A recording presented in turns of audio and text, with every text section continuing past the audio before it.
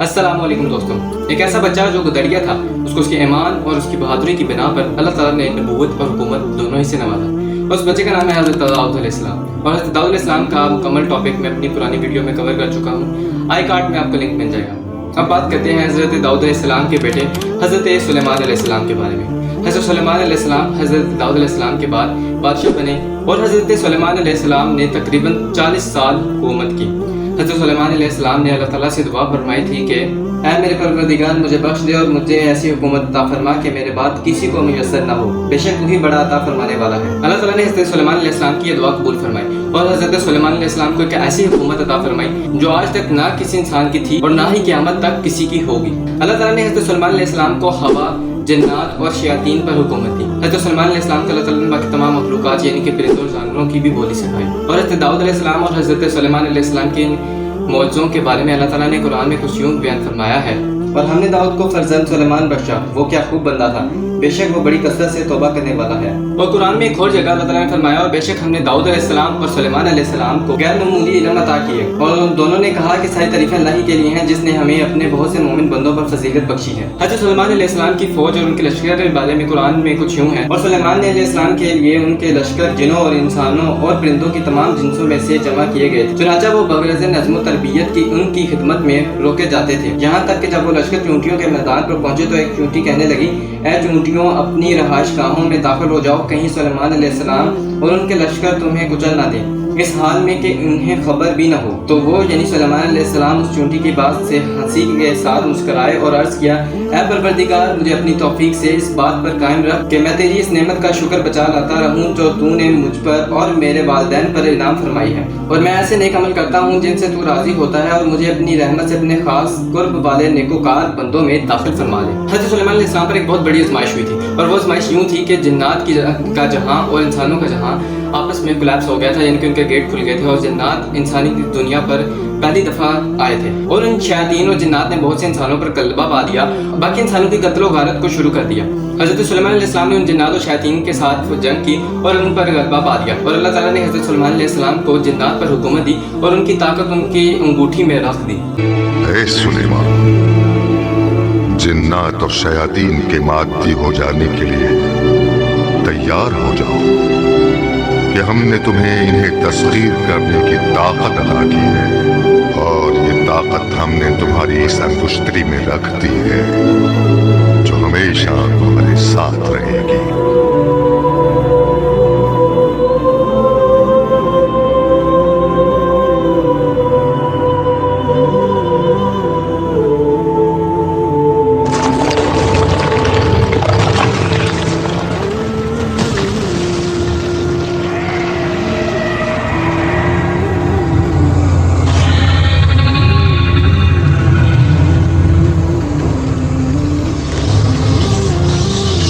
اور اس جنگ کے دوران حضرت سلیمان علیہ السلام یروشلم سے بہت دور تھے، تو حضرت سلیمان علیہ السلام نے اللہ تعالیٰ سے مدد کے لیے دعا فرمائی. تو اللہ تعالیٰ نے حضرت سلیمان علیہ السلام کو ہوا پر قابض بنا لیا، اور تو حضرت سلیمان علیہ السلام نے ہوا کو حکم دیا اور اپنے لشکر کو لے کر ایک بہت کم وقت میں یروشلم پہنچ گئے.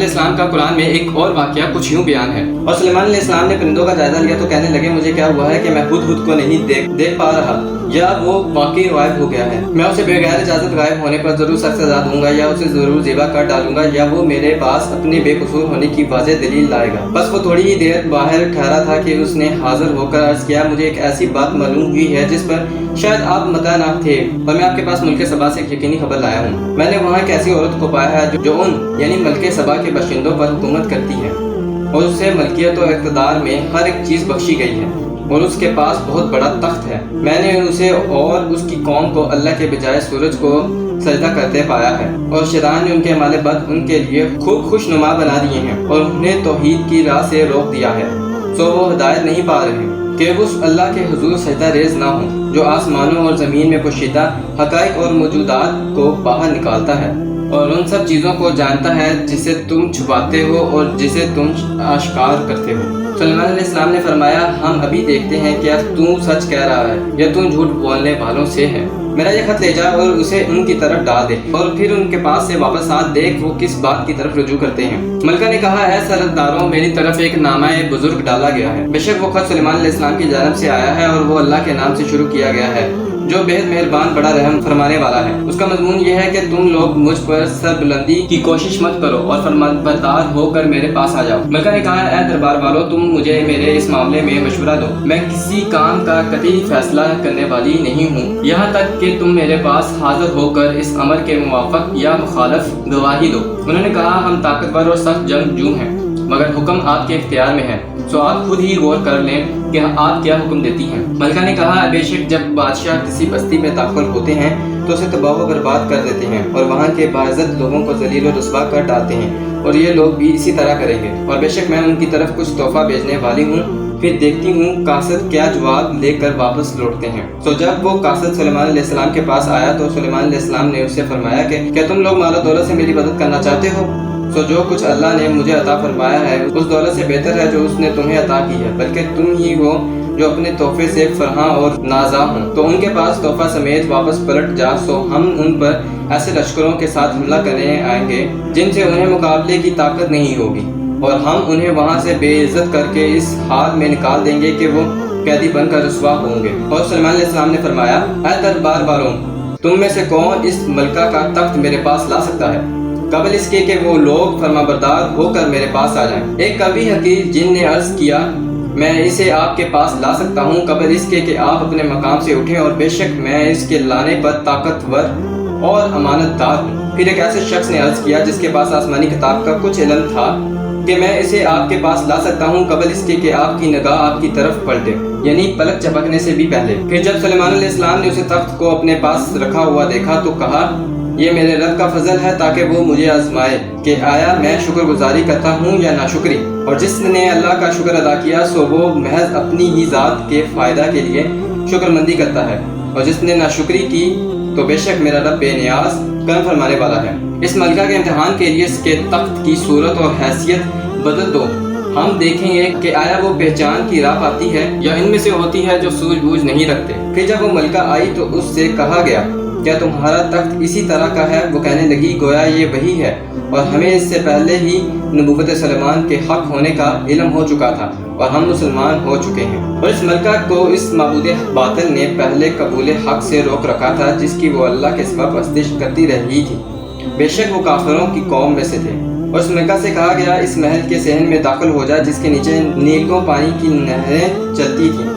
तो फिर मलका ने जब इसको देखा तो इसे गहरे पानी का तालाब समझा, और उसने बाइंचे उठाकर अपने दोनों पिंडलियां खोल दी। तो सुलेमान अलैहिस्सलाम ने फरमाया, ये तो महल का शीशों जुड़ा सहन है।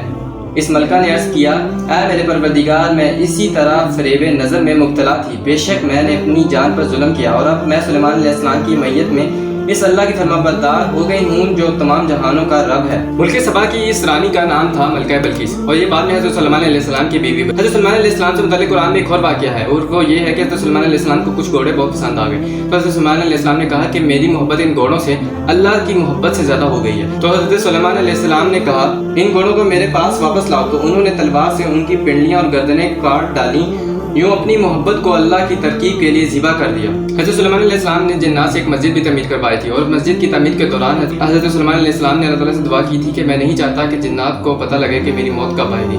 لہٰذا حضرت سلیمان علیہ السلام جس عصا پر ٹیک لگا کر ان کو دیکھتے تھے، آپ علیہ السلام کی وہیں پر موت آئی، اور چند سال بعد جب دیمک اس لاٹھی کو کھا گئے تو حضرت سلیمان علیہ السلام نیچے گر پڑے، اور یوں جنات کو معلوم ہوا کہ حضرت سلیمان علیہ السلام وفات پا چکے ہیں۔ بہت سے لوگوں کا کہنا ہے کہ ہاروت اور ماروت کا بھی واقعہ حضرت سلیمان علیہ السلام کے ہی دور میں ہوا۔ ہاروت اور ماروت دراصل دو فرشتے تھے جو اللہ کے حکم سے ایک ایسا علم دنیا پر لے کر آئے تھے جو یہاں کے لوگوں کے لیے ایک آزمائش تھی، اور یہ فرشتے ان تمام لوگوں کو یہ کہتے تھے کہ یہ علم ہم سے مت سیکھو، یہ تمہارے لیے آزمائش ہے، کیونکہ جو اگر تم یہ علم سیکھو گے تو تم اپنی آخرت کھو دو گے۔ اور وہ علم یعنی کہ ایک قسم کا جادو تھا جو دو میاں بیوی کے درمیان لڑائی کروا دیتا تھا۔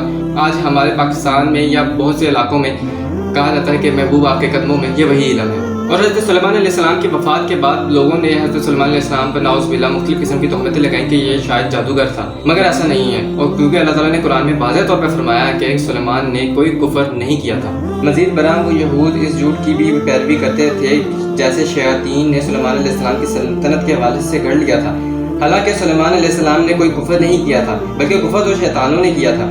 وہ لوگوں کو جادو سکھاتے تھے، اور یہ جادو کا علم شہر بابل میں ہاروت اور ماروت نامی دو فرشتوں پر نہیں اتارا گیا تھا، اور نہ وہ دونوں کسی کو پیشگی تنبیہ کے بغیر کچھ سکھاتے تھے، یہاں تک کہ کہہ دیتے تھے کہ ہم تو محض آزمائش کے لیے ہیں، سو تم اس پر اقتدار رکھ کر کافر نہ بنو۔ اس کے باوجود وہ یہودی ان دونوں سے ایسا منتر سیکھتے تھے جس کے ذریعے شوہر اور اس کی بیوی کے درمیان جدائی ڈال دیتے، حالانکہ وہ اس کے ذریعے کسی کو بھی نقصان نہیں پہنچا سکتے تھے مگر اللہ ہی کے حکم سے، اور یہ لوگ ان سے وہی چیزیں سیکھتے جو ان کے لیے ضرر رساں ہوتی اور انہیں نفع نہ پہنچاتی، اور انہیں یہ بھی یقیناً معلوم تھا کہ جو کوئی اس کفر یا جادو ٹونے کا خریدار بنا تو اس کے لیے آخرت میں کوئی حصہ نہیں ہوگا، اور وہ بہت ہی بری چیز ہے، جس کے بدلے میں انہوں نے اپنی جانوں کی حقیقت بہتری یعنی اخروی فلاح کو بیچ ڈالا، اور کاش کہ وہ اس سودے کی حقیقت کو جانتے۔ حضرت سلیمان علیہ السلام کے والد تھے حضرت داؤد علیہ السلام، اور حضرت داؤد علیہ السلام کو ان کی بہادری کی وجہ سے اللہ تعالیٰ نے حکمت اور حکومت یعنی کہ سلطنت اور نبوت دونوں ہی سے نوازا، اور حضرت داؤد علیہ السلام کا مکمل ٹاپک میری اس والی ویڈیو میں کور ہو چکا ہے۔